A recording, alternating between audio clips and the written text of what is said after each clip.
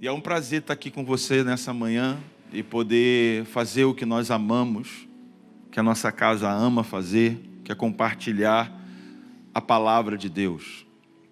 E quando a gente compartilha a palavra de Deus, a gente também se esforça em compartilhar do Deus da palavra, aquilo que Deus é.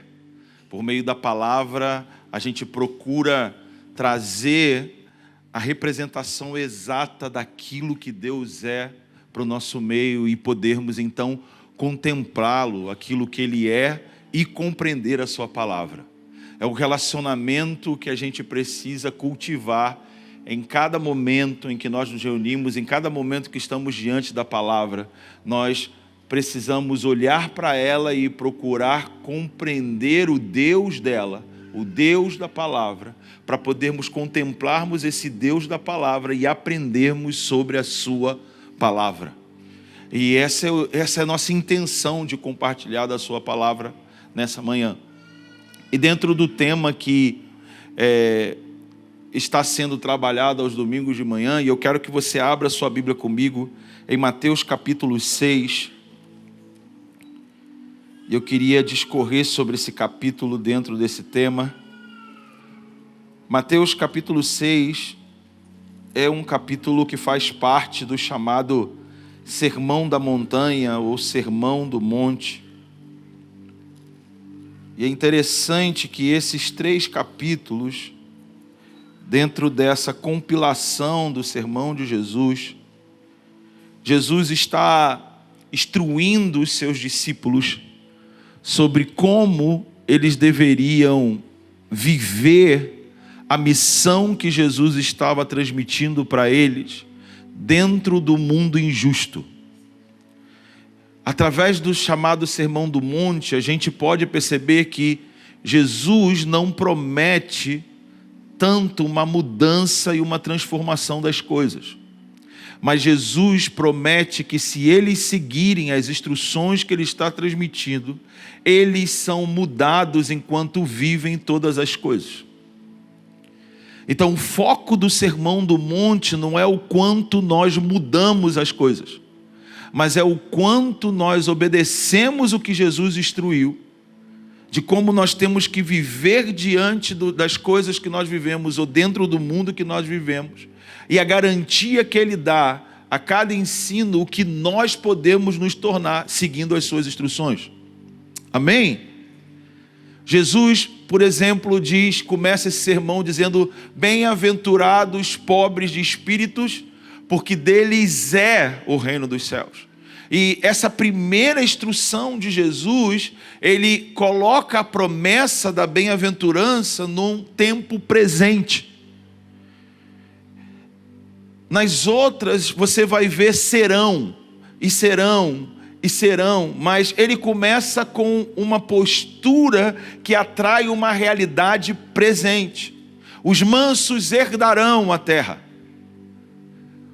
Bem-aventurados os puros de coração, porque verão a Deus. Mas aqui ele fala: bem-aventurados os pobres do espírito, porque deles é.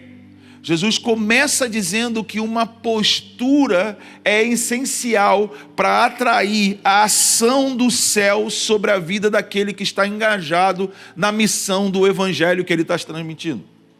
O pobre de espírito. O pobre de espírito ou humilde é uma pessoa que reconhece que não tem recursos espirituais para lidar com as coisas que ele vive. Isso define um pobre de espírito. Então Jesus começa esse sermão dizendo: todo aquele que diz: Senhor, eu não tenho recursos espirituais, eu não tenho condições de lidar com a hostilidade, a injustiça, a maldade do mundo que eu vivo. Jesus promete dizendo: todo aquele que reconhece isso, deles é o reino dos céus. Ou seja, o favor de Deus vem do céu para aquele que está vivendo dentro de uma realidade que ele não tem condições espirituais em lidar. Amém? Amém? O pobre de espírito é aquele que reconhece. Então, uma das posturas primárias que nós temos que ter diante das realidades que nós vivemos nesse mundo é reconhecer que nós não temos a estrutura espiritual necessária para lidar com tudo aquilo que vivemos nesse mundo.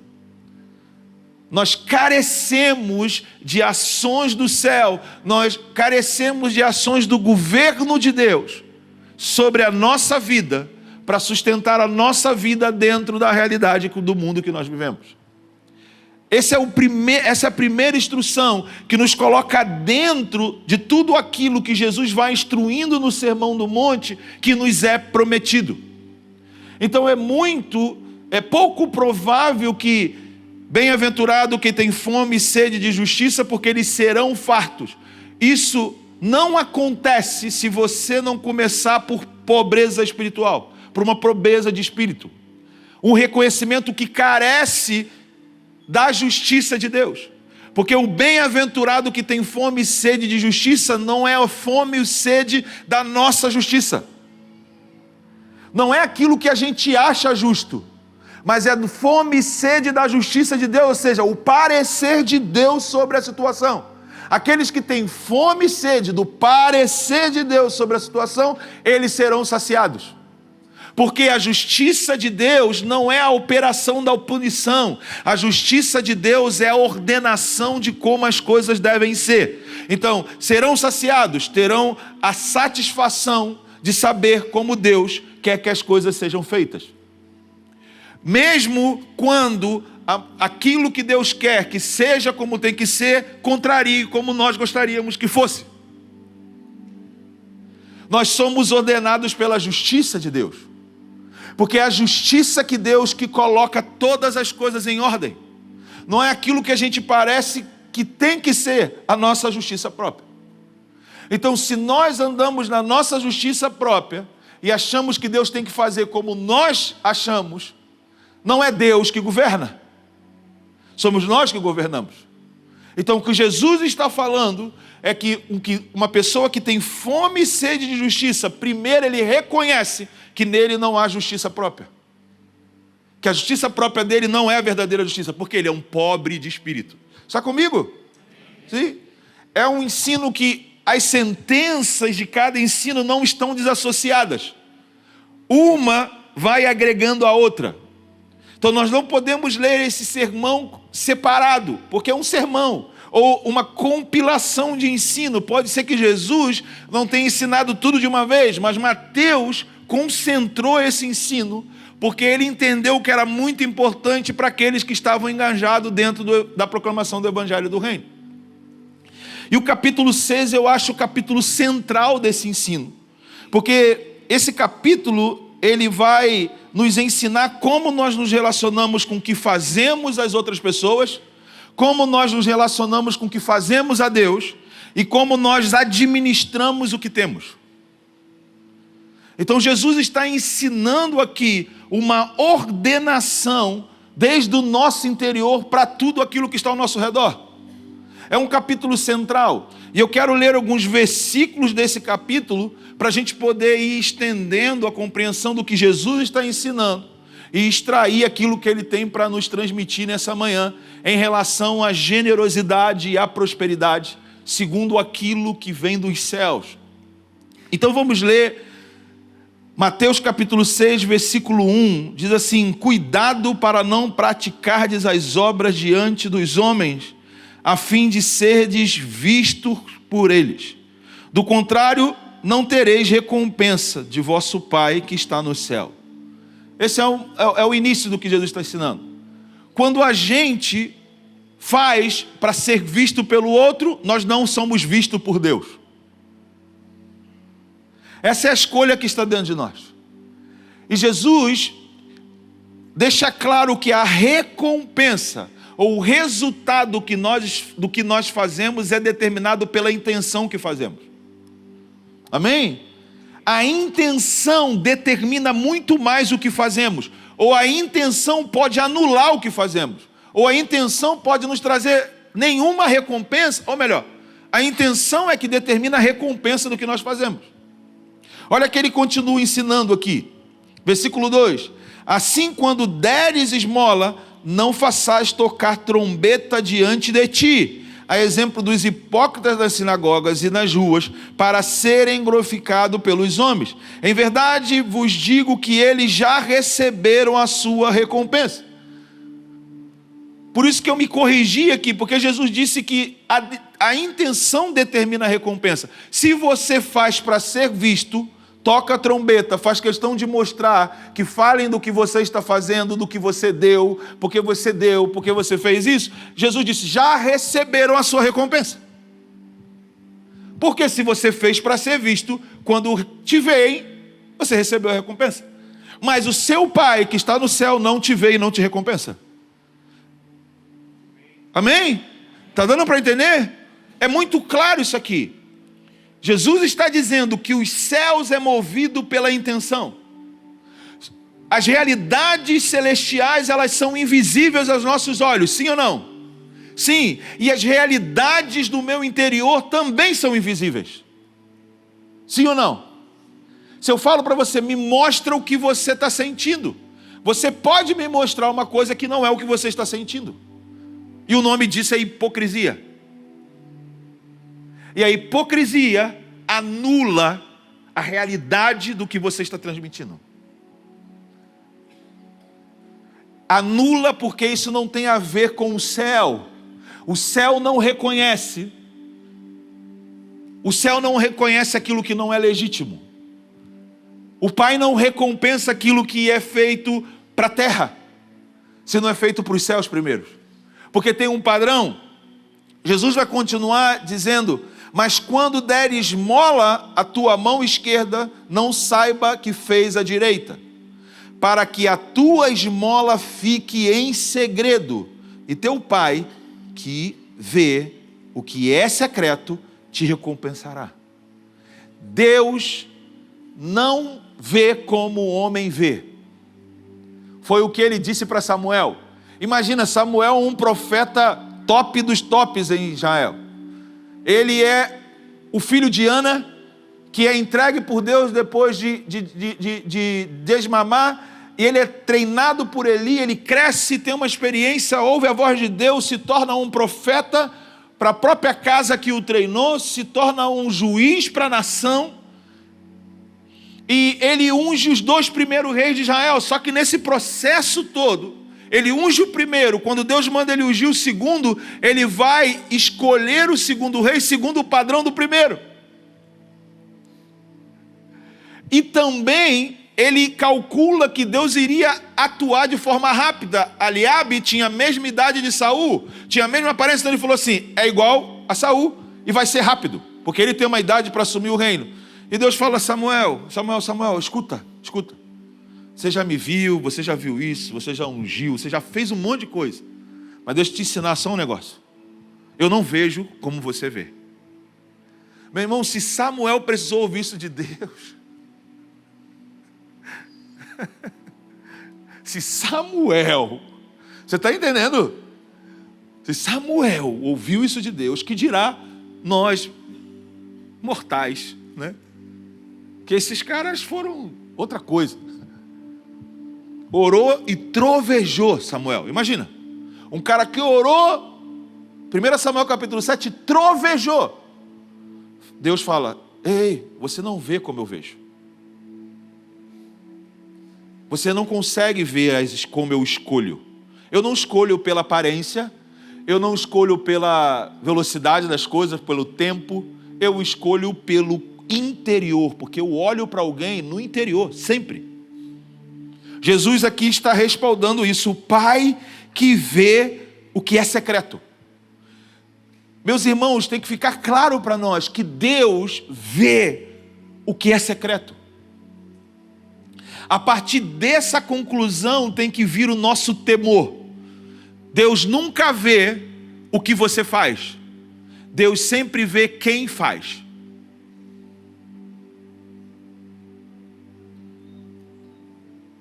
As realidades espirituais de Deus só se movimentam dependendo de quem faz.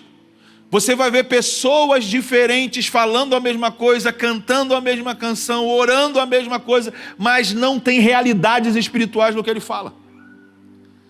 Porque Deus responde quem faz e não o que se faz. Não é a oração que tem efeito. A palavra não diz que é a oração que tem efeito. É a oração do justo.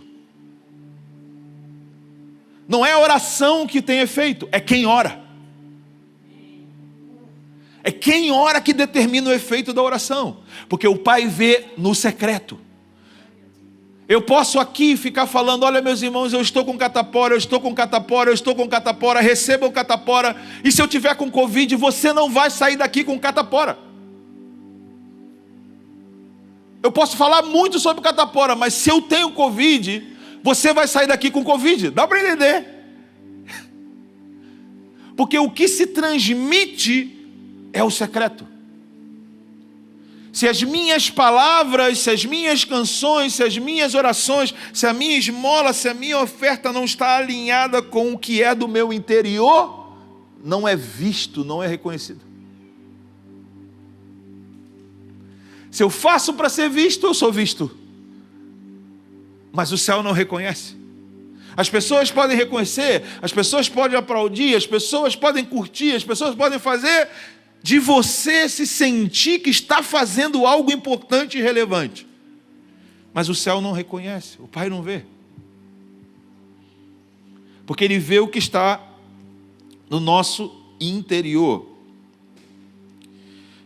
Jesus continua ensinando na mesma linha, Ele vai dizendo, quando orardes não sejais como os hipócritas, pois gostam de orar em pé nas sinagogas, nas esquinas das ruas, para serem vistos pelos homens. Em verdade vos digo, eles já receberam a sua recompensa. Agora, o versículo 10 é um versículo central do que a gente está trabalhando, que ele fala, venha o teu reino, seja feita a tua vontade, assim na terra como é nos céus. E eu gosto sempre de ressaltar que Jesus deixa claro com esse ensino sobre oração, que o padrão que nós devemos buscar para viver na terra é do céu. Seja feita a sua vontade como ela é feita, seja feita na terra como ela é feita nos céus. Então o padrão do que a gente busca para viver na terra está nos céus. Por isso Jesus disse, bem-aventurados os pobres do espírito, porque deles é o reino do céu. Então a nossa vida na terra deve ser sempre buscando um padrão que é diferente do da terra. É o céu. É como é nos céus que a gente precisa focar em tudo que nós fazemos. E como é no céu, como está invisível aos nossos olhos, está invisível aqui e agora, como é dos céus, ele se conecta com aquilo também que é invisível no meu interior. Porque esse é o padrão de Deus. Ele vê dentro. O segredo da administração de todas as coisas ao nosso redor está dentro de nós. Não está na nossa inteligência, não estão nas nossas habilidades, está no nosso coração, que é o comando central das intenções. As intenções determinam a prosperidade, a verdadeira administração. Por isso que esse é o ponto central do ensino de Jesus. O como na terra deve-se ser do como é nos céus. Então, sempre que a gente estiver diante de questões da nossa vida, a gente precisa orar e falar, Deus, como é nos céus? Como é nos céus? Como é nos céus?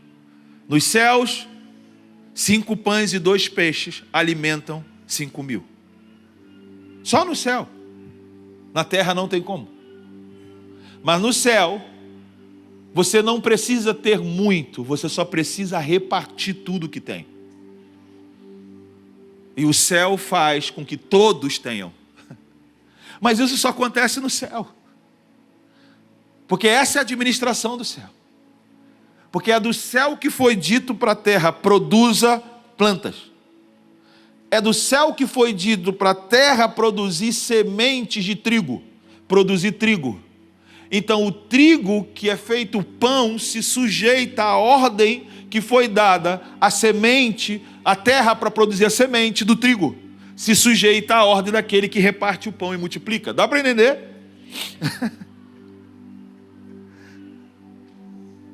Essa é a lógica do reino de Deus. Por que tudo se sujeita a Deus? Porque Ele criou todas as coisas. Não é porque Ele é mais poderoso que todas as coisas. Ele também é. Mas Ele é porque Ele criou. O testemunho da grandeza de Deus está na realidade de onde você vive. Ele criou tudo, beleza? Isso demonstra a sua grandeza. Isso demonstra por que o servimos. Por que o servimos? Porque Ele criou tudo. E nos criou. Em Gênesis capítulo 1, você vai ver Deus dando palavra à criação. Produza, produza, produza, produza. E Ele chega diante do céu e fala assim, vamos fazer pessoas à nossa imagem e semelhança. Vamos fazer pessoas que vão cuidar da administração da terra. Então é a primeira vez que Ele fala o seguinte, para que domine sobre as coisas criadas. Antes, Ele só está criando e abençoando as coisas. Ser fecundo, ser frutífero, multiplique, eu abençoo, produza, abençoo. E aí quando Ele chega para criar a humanidade, agora Ele diz, olha, sede fecundo, multiplique-se e sujeitai a terra, dominai. Nós fomos colocados como administradores da administração daquilo que Deus criou. Então tudo que é produtivo na terra não é nosso. Foi nos dados para administrarmos para Deus. Tudo. Tudo. A terra em que nós pisamos. O alface que comemos. Se é quem gosta de comer alface. Mas o feijão, o arrozinho. Tudo existe porque Ele disse. Dá para entender? Tudo existe porque Ele disse. Então Ele é dono de tudo. A gente não dá para Ele. É Ele que deu. A gente administra o que é dele. E nessa administração Ele foi generoso demais conosco. Generoso demais conosco. Meus irmãos, existe um conflito que é uma ignorância sobre oferta e dízimos. As pessoas discutem se dízimos e ofertas é da lei, do Antigo Testamento e não do Novo Testamento. Quando você discute por base nesse ponto, você demonstra um desconhecimento escritural profundo. Porque a primeira vez que alguém faz ofertas diante de Deus, isso acontece em Gênesis capítulo 4. O que eu estou querendo dizer? Muito antes da lei. Caim e Abel, o assassinato, aconteceu por causa de oferta. E quem ensinou Caim e Abel que tinha a ofertar? Com certeza Adão. Com quem Adão aprendeu isso? Com Deus. Porque a oferta dignifica o Criador. Você reconhece que tudo vem dele. Quer ver o outro absurdo? Abraão deu dízimo a Melquisedeque. Quem ensinou Abraão que tinha que dar dízimo? Antes de Moisés, Abraão. E Jacó, que tem um sonho com o anjo subindo e descendo do céu, Gênesis 28, ele fala, se eu for bem sucedido, de tudo lhe darei o dízimo. Aonde que ele entregou o dízimo? Se não tinha nem templo, não tinha nem tabernáculo. Você começa a entender que dízimo tem a ver com aliança. Tem a ver com aliança administrativa. De tudo que eu for bem sucedido, de tudo lhe darei o dízimo. Eu pactuo com você todos os meus bens. Primeiro, não tem a ver aonde você entrega, tem a ver com o pacto que você tem no seu coração com o Deus que te dá tudo. Esse é o primeiro ponto. Não tem a ver com lei. Mas Fábio, por que está na lei de Moisés? Porque Deus mandou José para o Egito para ensinar uma administração para salvar a economia do mundo. Lembra? A história começa aí.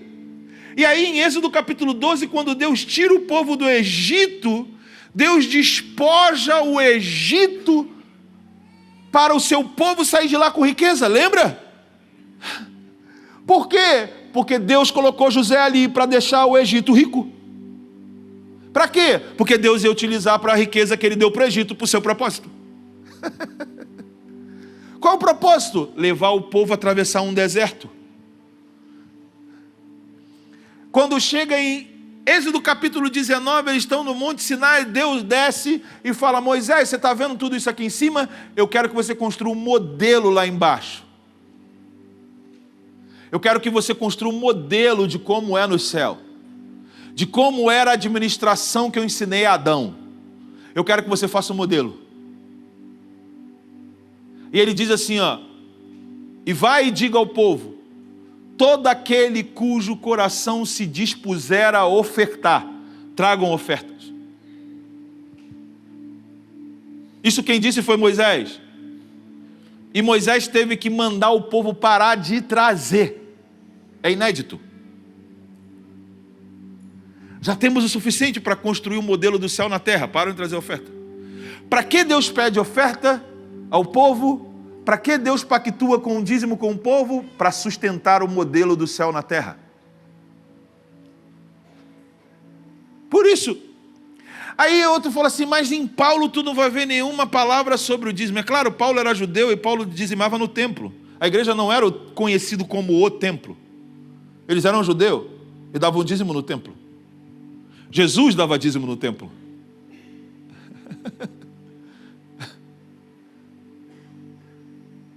Jesus ia lá no templo.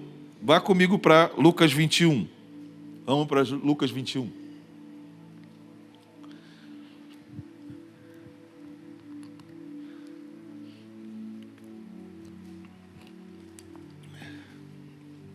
Diz que Jesus observava os ricos que colocavam suas contribuições no cofre de ofertas. Viu também uma pobre viúva colocando ali 2 moedas pequenas.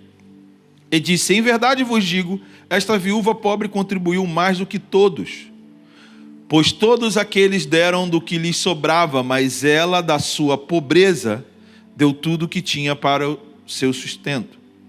Alguns homens falavam sobre o templo, como estava ornamentado com pedras bonitas e doações, e lhes disse: chegarão dias em que disso que vedes aqui não ficará pedra sobre pedra que não seja derrubada.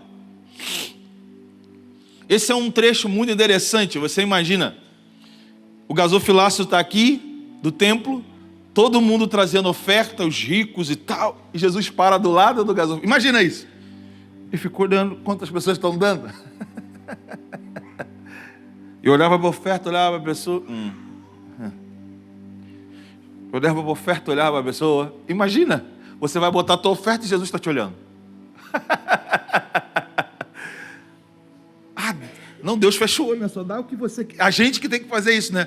Olhar para a pessoa, não achar que a gente está olhando para a oferta que ela está dando, né? Aí Jesus faz o contrário.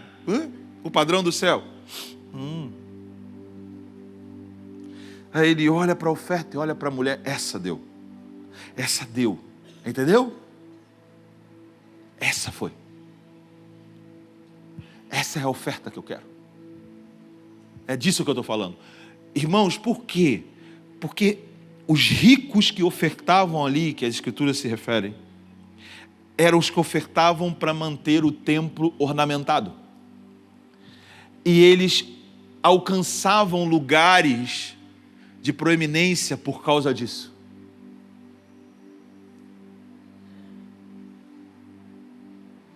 A oferta da viúva sentencia a construção que é acordado pela riqueza daqueles que querem alcançar lugar dando oferta. Dá para entender? É a oferta da viúva que derruba o templo. A oferta da viúva que denuncia o mau coração para ofertar. Então não é não dar que denuncia. É dar de acordo à justiça dos céus que denuncia. Porque quando a gente olha, a igreja está corrompida, muita corrupção, muita coisa errada, o que as pessoas fazem com o dinheiro? Não vou dar. Jesus está ensinando que é o contrário. A oferta justa derruba as ofertas injustas. Foi a oferta de José, Barnabé, que denunciou a oferta de Ananias e Safira. Não é deixar de dar. É quando a gente dá ofertas justas. Por quê? O pastor Beto leu Malaquias 1:11. Porque ele é grande entre as nações. O que quer dizer essa expressão? Quer dizer, ele criou todas as coisas. Ele não é como o Deus das nações, que desce às suas paixões. Deus não desce às paixões humanas. Na verdade, o 10º mandamento de Deus é: não cobiçarás a casa do seu próximo, os bens do seu próximo, a mulher do seu próximo. O 10º mandamento é: eu não desço às suas paixões. Hein?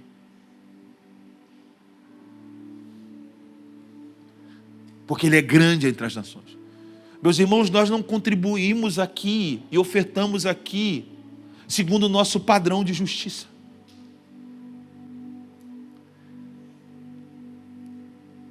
Não é segundo o bem parece ser a administração das coisas. Isso tem a ver com a minha relação com o meu Deus, porque é Ele que me vê. Não é o pastor Luiz que me vê. Ele te vê também, o pastor Luiz. Se você faz para ele te ver, pronto, parabéns, ele te viu. Mas o Pai não vê.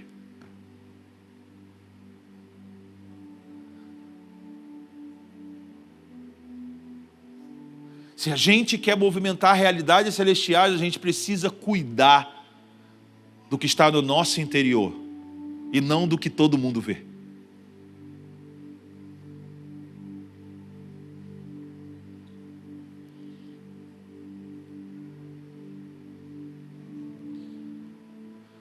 E Jesus está vendo. Ele continua com essa curiosidade de olhar para a tua oferta e olhar para você. Olhar para a tua oferta. Oh, que coisa boa. Essa é você. Ele falou, essa é ela. Essa é a medida que denuncia tudo aquilo que é injusto. Não vai ficar pedra sobre pedra que não seja derrubado. Vamos voltar para Mateus capítulo 6.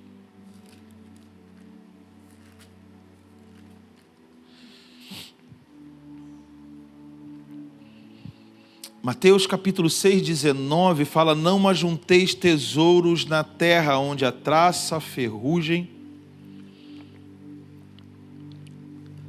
os ladrões invadem e roubam, mas ajuntai tesouros no céu, onde nem a traça nem a ferrugem os consome. Os ladrões não invadem nem roubam, porque onde estiver o teu coração, aonde estiver o teu tesouro, aí estará também o teu coração. A candeia do corpo são os olhos, de modo que, se os olhos forem bons, todo o teu corpo terá luz. Se, porém, os teus olhos forem maus, todo o teu corpo estará repleto de trevas. Se, portanto, a luz que há em ti forem trevas, que grandes trevas serão. Jesus está ensinando aqui sobre como a gente regulariza valores do nosso coração. Jesus começa dizendo: não ajunte tesouros na terra, onde a traça, a ferrugem os consome, os ladrões invadem e roubam. Ele está falando sobre a cobiça e o mau uso dos tesouros que essa terra ensina, e também aponta a ganância dos ladrões. Tudo que é valioso pela terra está sujeito a isso. Está sujeito ao desgaste, ao mau uso e à cobiça do outro. Deus fala, essa é a realidade da terra. Enquanto você estiver trabalhando só pela realidade da terra, você vai estar sujeito a essas alterações que a terra promove, porque o pecado está no mundo, está na terra, a terra está maldita, não tem como. Mas ele fala, ajuntem tesouros no céu. Ele está falando, olha, busque valores de como o céu determina valores. Porque aonde tiver o teu tesouro, ali também estará o teu coração. Se a gente determina coisas valiosas pelo céu, o nosso coração vai estar protegido de como as coisas são na terra. Está comigo? Jesus está posicionando o nosso coração. Ele diz que aonde aquilo que nós declaramos mais valioso, posiciona o nosso coração. E aonde o nosso coração está posicionado, determina a influência que ele recebe. Se o que a gente diz que é mais precioso está no céu, nosso coração está no céu. E ele fala assim, ó, que o coração, os olhos são iluminados. Você tem clareza de como administrar, você tem clareza de como viver, você tem clareza. Porque o teu coração está num lugar que ilumina, e não na terra que escurece. Ele vai dizer, olha, a candeia do corpo são os olhos. Ou seja, se os seus olhos determinam o que mais precioso é o que está no céu, você está se protegendo da cobiça sobre as coisas que estão na terra. E isso está guardando o seu coração. E isso está tornando o seu coração influência de luz. E aí Jesus fala o seguinte, ó, se porém os teus olhos forem maus, todo o teu corpo estará repleto de trevas, suas intenções, seus pensamentos, o que você procura, tudo será em trevas. Então você vai procurar fazer tudo em trevas. Porque você não sabe muito bem como fazer, você não tem clareza. E aí ele diz, se portanto a luz que há em ti for em trevas, sabe o que é isso? É você utilizar da iluminação que você tem, de como as coisas são na terra. Como você utiliza o evangelho, a pregação do evangelho, tudo aquilo que você faz para enriquecer, para roubar, isso faz com que a luz se torne em grandes trevas. Dá para entender? Se a luz que você tem, e você usa a luz que tem, na mesma intenção da cobiça que há na terra, essa luz se torna em grandes trevas. É isso que Jesus está dizendo. Se a luz que há em ti for em trevas, entendeu? Se você recebeu uma iluminação, e você utiliza isso nas trevas, grandes trevas estão no seu interior. Ou seja, tu está mais perdido do que aquele que nunca teve uma iluminação. Doideira. Porque se utilizou de uma iluminação que vem do céu. E aí Jesus vai falar o objetivo de nós posicionarmos o nosso coração. Porque se o nosso coração se o nosso tesouro estiver nas coisas do céu e o nosso coração estiver nos céus, nós vamos ter um Senhor a quem adoramos. O nosso Senhor vai estar aonde o nosso coração está. Se o nosso coração está no céu, quem é o Senhor do céu? Deus. Se o nosso coração está na terra, quem é o Senhor da terra, que ele chama aqui? Mamon. Dá para entender?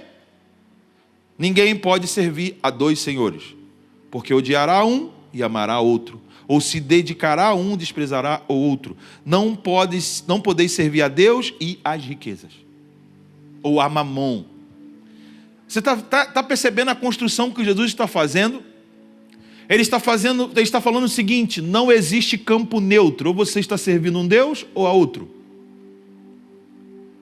E a palavra Senhor está relacionado a homens de grandes posses. Está comigo? Senhor é a palavra utilizada para homens de grandes posses. Por isso que Jesus é o Senhor dos senhores. Ele tem mais posse do que qualquer homem que tem grande posse. Ele é o Senhor dos senhores. Ele é o Rei dos reis. Ele é o Rei de todos os políticos da terra. Ele é o Senhor de todos os milionários da terra. Ele é Rei dos reis e Senhor dos senhores. Ele governa sobre tudo e Ele é Senhor, dono de tudo. Ele é Senhor dos senhores. Então Ele está dizendo que a gente precisa definir a quem nós seguimos. A que propósito nós seguimos? O do céu ou da terra? Qual fluxo nós seguimos? Do céu e da terra. E Jesus continua ensinando sobre isso, falando, olha, não fiqueis ansiosos ou preocupados quanto à vossa vida, com que comereis, com que bebereis, nem tanto o vosso corpo com que vestireis. Não é a vida mais do que o alimento, o corpo mais do que o vestuário. Preste atenção, Jesus, embora a palavra ansiedade está aparecendo aqui, ele não está falando de um distúrbio de ansiedade, uma crise de ansiedade. A palavra grega aqui é merimina, que é mente dividida. É a mesma palavra grega usada para preocupações desse mundo, em Mateus capítulo 13, quando ele conta a parábola do semeador. Então isso fala de mente dividida. Ele fala, não tem como, você não deve ficar com a mente dividida. Você tem que tranquilizar a sua mente em que Ele está cuidando de tudo. E aí Jesus vai dar exemplos da ordem da criação, para mostrar que essa ordem que ele colocou sobre a criação também está sobre nós. Ele fala o seguinte, olha, olhai para as aves do céu, não semeiam, não colhem, nem ajuntem em celeiros, mas o vosso Pai celestial as alimenta. Preste atenção, Jesus não está chamando ninguém de ave. Jesus não está chamando a gente para viver como pássaro. Preste atenção. Ele não está dizendo que você não precisa semear, nem colher e nem armazenar. Ele diz que as aves não fazem isso. Você não é ave. Amém? Ele fala, as aves não fazem o que nós devemos fazer, e mesmo assim não lhe falta nada. Porque se você faz o que tem que ser feito, você tem medo de faltar. Se você semeia, trabalha. Se você colhe, trabalha e administra bem, por que você está com medo? Se a ave que não faz nada disso não falta para ela, deu para entender? Porque a ordem que eu estabeleci sobre a criação é essa: semeadura, colheita e boa administração. Se você segue a ordem que eu estabeleci desde quando eu criei todas as coisas, não vai te faltar. E aí ele vai trabalhar outra coisa, que é o contentamento.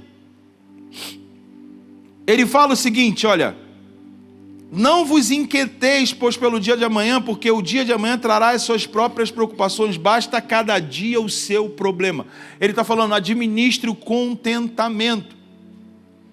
Ele fala, buscai o reino de Deus e a sua justiça e as demais coisas. Então ele não está dizendo que a gente vai ficar sem elas.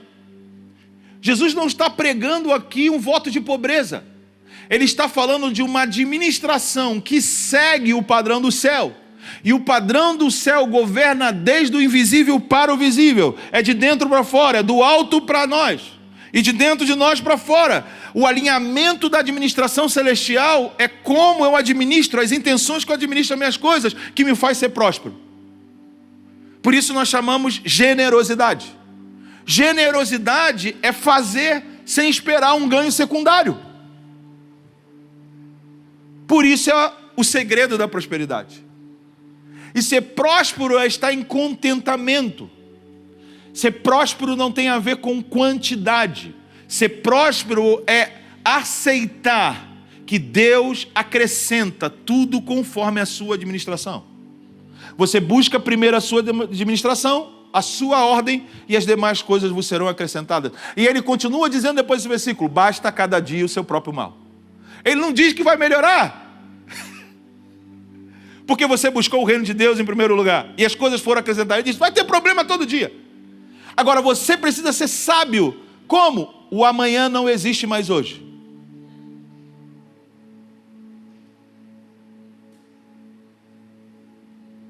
Eu preciso administrar meu interior. O ontem, quer dizer, eu falei amanhã não existe mais hoje. O ontem não existe mais hoje, desculpa. O ontem não existe mais hoje. Ah, mas a preocupação de ontem não é mais de ontem, é de hoje. E a de amanhã vai ser de amanhã. E de depois de amanhã, basta cada dia o seu próprio mal. Sabe o que é isso? Ele está falando, não fique buscando soluções para o problema. Aceite o problema.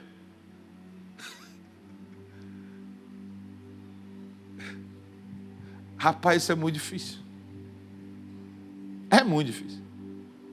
Não se preocupar é um desafio.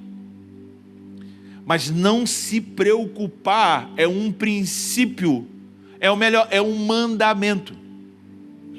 Muitos de nós questionamos o sábado como dia da semana, mas o mandamento não fala de um dia da semana. O mandamento fala de um estado de comportamento. Porque quem inventou o dia do descanso foi o povo de Israel. Nenhuma nação parava de trabalhar. Porque toda a nação não sabia do seu amanhã e tinha medo do seu amanhã. Israel era o único que tinha promessa. E Deus queria mostrar, vocês podem ficar sem trabalhar, porque vocês têm promessas. Se andarem na minha aliança, se andarem no meu estatuto, bendito será o teu celeiro, bendito será o teu campo, bendito. Esse é o sinal de testemunho, que eu que dou tudo a vocês quando vocês trabalham 6 dias. Não tem a ver com um dia da semana, tem a ver com um estado. Jesus falou, eu sou maior do que o sábado, não é que Jesus está anulando o sábado, ele está dizendo, sou eu que dou isso para vocês. Eu sou maior que o templo, ele também fala. Mateus capítulo 12, está aqui quem é maior que o templo, sou eu tudo isso, sou eu que quero ensinar vocês através de tudo isso. Eu sou o sábado, eu sou o templo, porque Jesus é a expressão exata de todas essas coisas. Não é que ele anulou nenhuma dessas coisas. Ele só é a expressão exata de todas essas coisas. A estrutura que ele quer nos transmitir humana, ele é exatamente como nós devemos ser. Por isso ele é o sábado. Porque descansamos nele. Porque ele deu descanso à terra. E dará um Shabat eterno para a terra.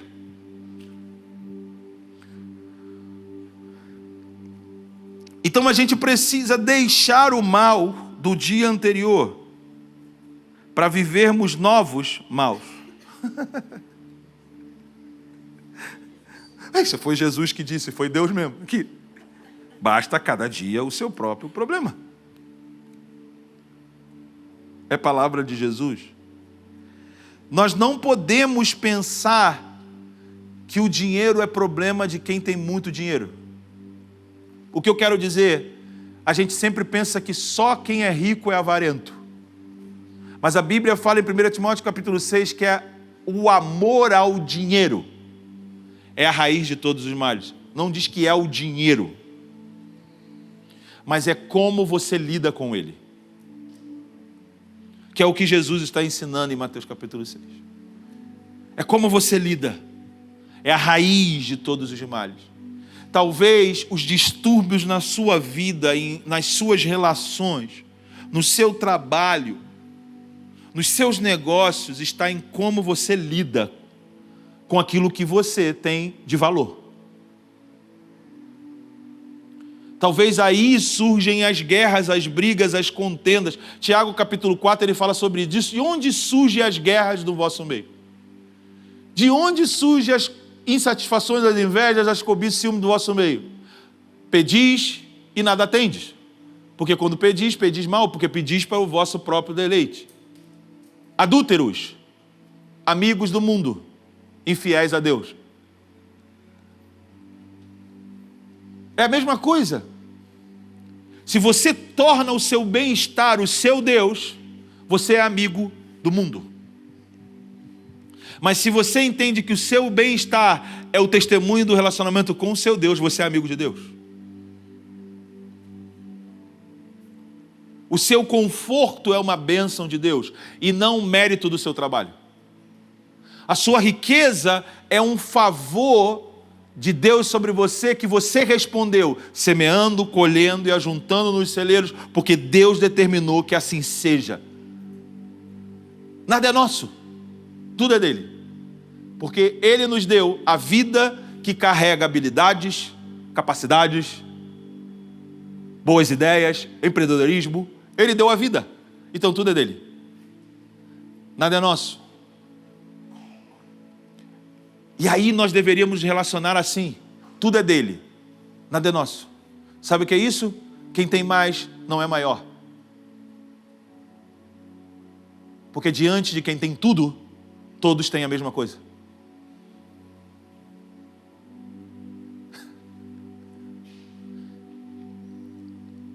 Todos têm a mesma coisa. Quem dá, dá tudo. Não é quem dá mais, deu tudo. A oferta da viúva pobre foi tudo, não foi mais. E outros deram mais, mas não deram tudo. Porque eles faziam diferença por quantidade e não de tudo. Dá para entender? E a gente precisa dar tudo. Se riqueza fosse coisa do diabo, Jesus não receberia. Você não acha? Mas fala, não, riqueza é coisa do diabo. Mas abra sua Bíblia em Apocalipse 5. E é no céu ainda por cima. Meu Deus. Apocalipse capítulo 5, versículo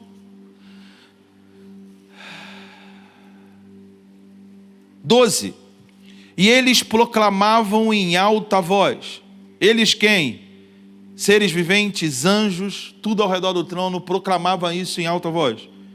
O cordeiro que foi morto é digno de receber poder, riqueza. Os outros você já conhece, mas eu quero focar nisso. Deus não precisa da riqueza, não precisa, mas Ele é digno de receber. A gente não dá as coisas a Deus porque Ele precisa, a gente dá porque Ele é digno. Quando você dá, você dignifica. Se riqueza fosse coisa do diabo, Jesus não receberia. Dá para entender isso? E no céu, os anjos dizem, o cordeiro é digno de receber riqueza. O céu fala isso para a gente. Lembra? Seja feita a sua vontade, aqui na terra como é. E os anjos nos céus dizem, o cordeiro é digno de receber. Então não trate o materialismo ou o material como anti-espiritual. O material é a demonstração do que é espiritual. Como nós lidamos com coisas materiais demonstra a nossa espiritualidade. Porque o problema do pecado de Adão e Eva foi como eles se relacionaram com uma árvore. Já parou para pensar nisso?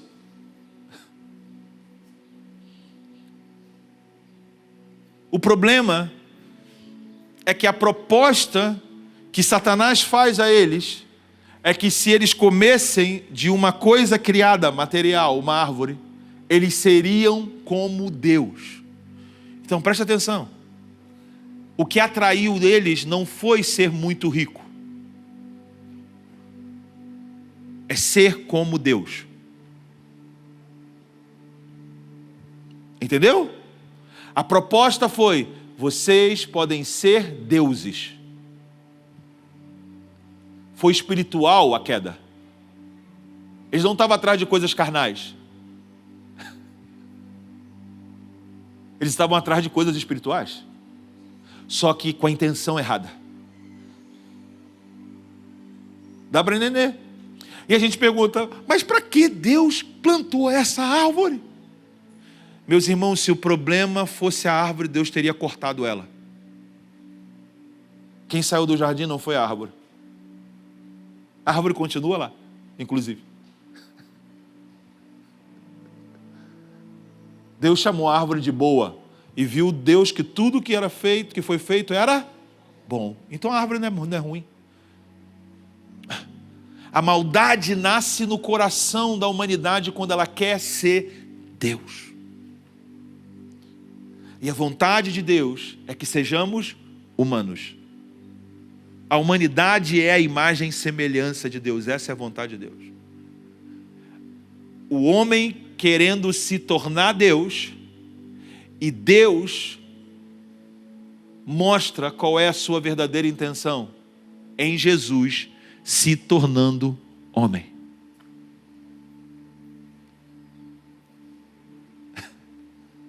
Deus não quer que nós sejamos deuses. Deus quer que nós sejamos homens. Jesus veio para viver a nossa administração, para mostrar é possível ser homem e viver segundo como as coisas é no céu. E Pedro fala, mas isso é impossível para o homem, mas para Deus, nada é impossível. Aí está o segredo.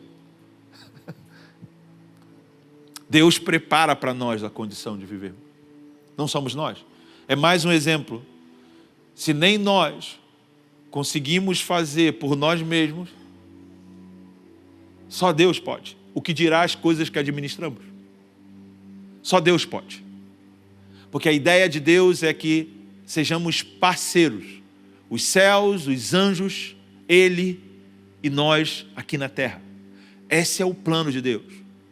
Por isso que a sua Bíblia termina, e eu termino junto com ela, em Apocalipse 21.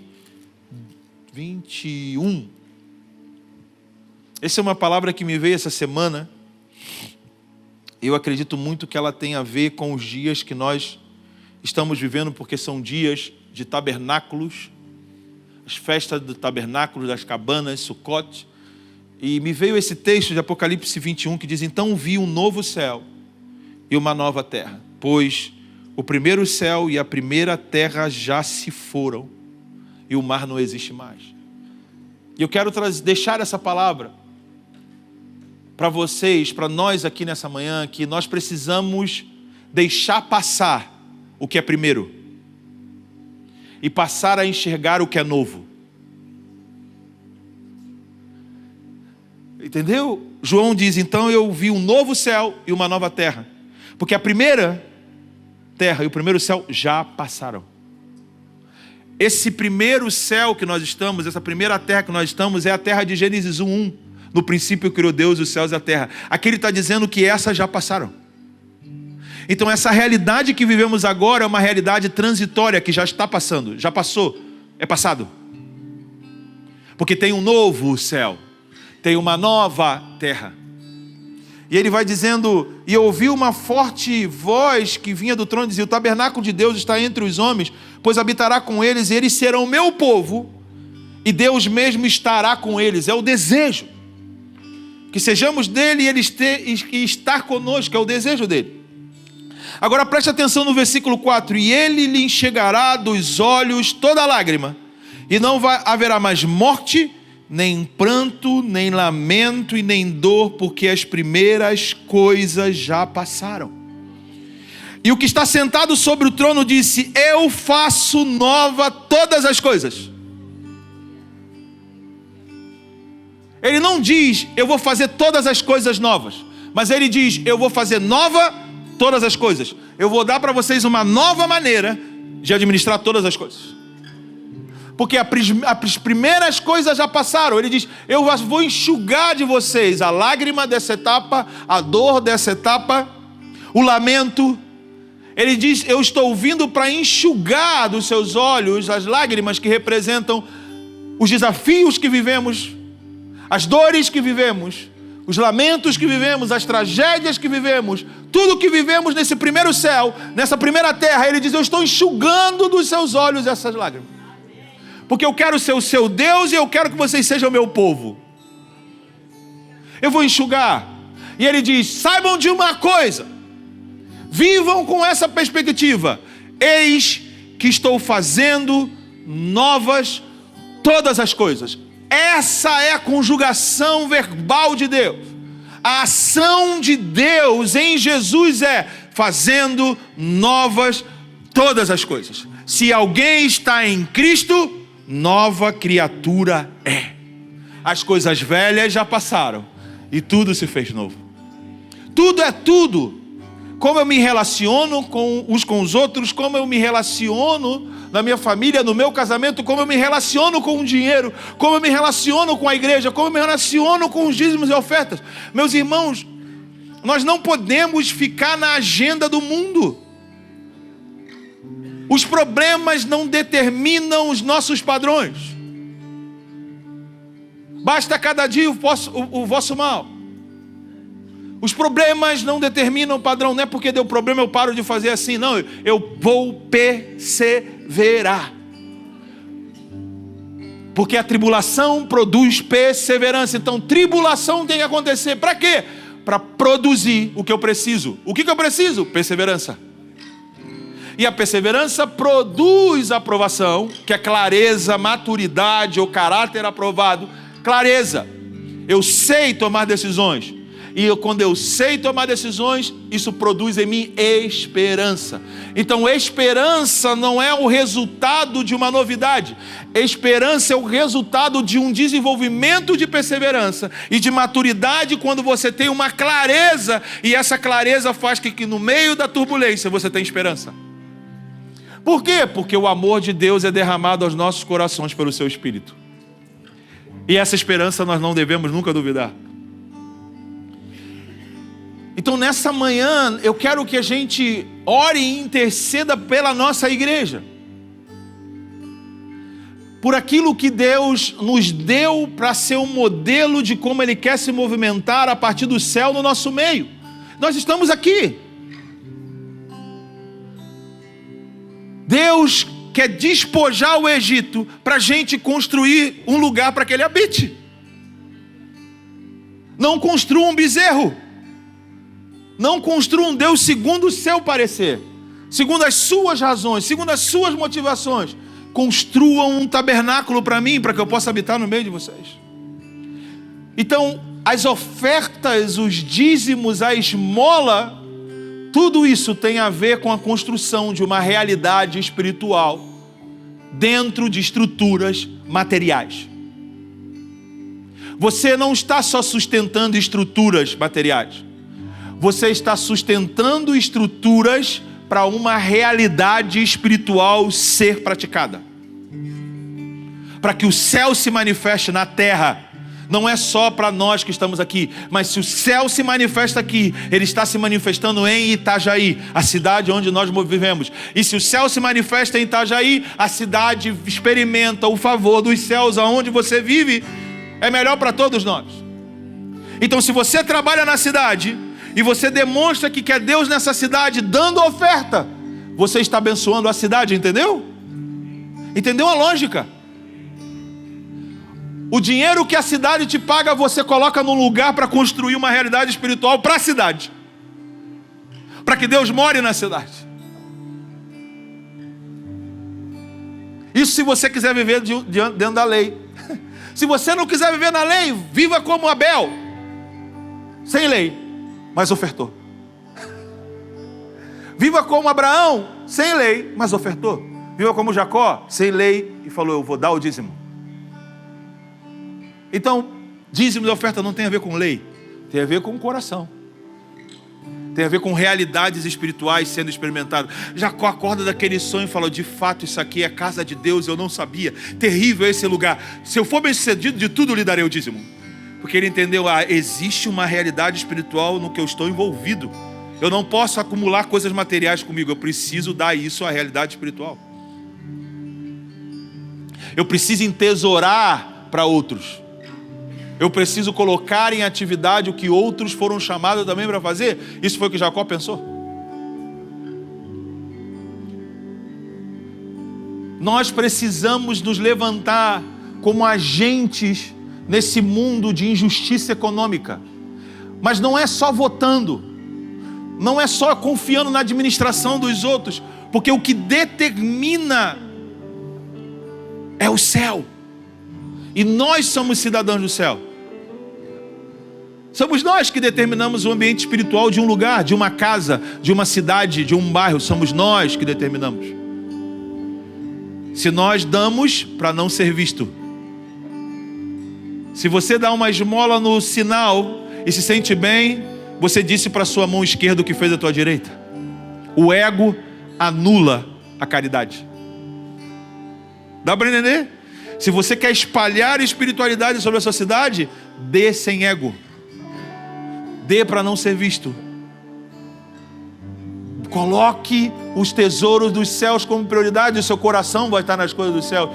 Os seus olhos serão iluminados. Sabe, é o céu. Se trata do céu regendo o que nós somos e como vivemos. Fique de pé comigo.